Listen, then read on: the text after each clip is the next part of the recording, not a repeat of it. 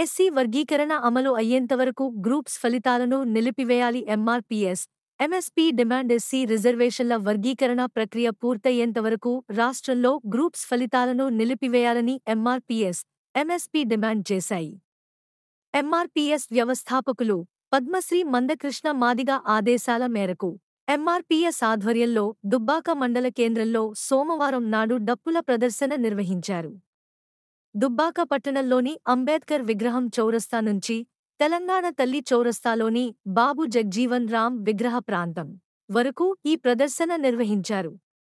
ఈ సందర్భంగా ఎంఆర్పీఎస్ జాతీయ నాయకులు ఇస్తారిగల్ల ఎల్లం మాదిగ మాట్లాడుతూ 3 ఎజెండాలపై డప్పుల ప్రదర్శన నిర్వహించామన్నారు.